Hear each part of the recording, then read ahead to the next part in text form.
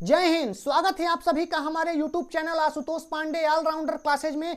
आज हम लोग उपनिषद पढ़ने वाले हैं, तो उपनिषद के सबसे पहले अर्थ को समझेंगे, उसके बाद हम लोग उपनिषद के कुछ मोस्ट इंपॉर्टेंट टॉपिक को पढ़ेंगे। तो चलिए उपनिषद के बारे में हम लोग जानकारी लेते हैं। उपनिषद का अर्थ क्या होता है इसे देखते हैं पहले। तो उपनिषद का अर्थ होता है समीप बैठना, यानी जिस रहस्य विद्या का ज्ञान गुरु के समीप बैठ के प्राप्त किया जाता है उसे उपनिषद कहते हैं। तो चलिए उपनिषद की कुछ बातों को यहाँ पढ़ते हैं। कुछ मोस्ट इंपॉर्टेंट टॉपिक हैं, इसे याद करेंगे जो एग्जाम में हमारा हेल्प होगा इससे। तो चलते हैं पढ़ते हैं उपनिषद के बारे में। उपनिषद 108 हैं, किंतु 13 उपनिषदों को ही मान्यता प्राप्त है। उपनिषदों की संख्या 108 है और 13 को ही मान्यता प्राप्त है।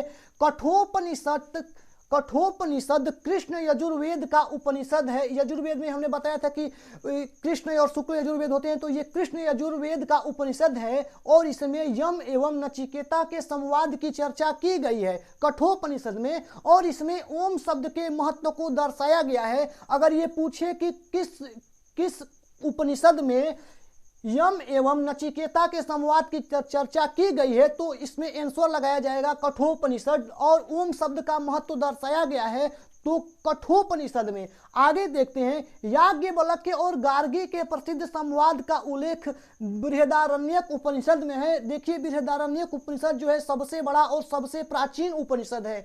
तो सबसे प्राचीन उपनिषद कुछ दे बृहदारण्यक उपनिषद, सबसे बड़ा उपनिषद तो बृहदारण्यक उपनिषद। आगे देखते हैं, मुंडकोपनिषद, यह सत्यमेव जयते शब्द की चर्चा इसमें की गई है। मुंडकोपनिषद में बहुत बार एग्जाम का टॉपिक बनता है ये कि सत्यमेव जयते की चर्चा किस उपनिषद से ली गई है, तो मुंडकोपनिषद से। जलोपनिषद, इसमें ब्रह्मा विष्णु एवं महेश की त्रिमूर्ति की चर्चा की गई है जलोपनिषद में। अलोपनिषद की अगर बात की जाए तो यह सबसे बाद का उपनिषद है और इसकी रचना अकबर के समय हुई है अलोपनिषद में।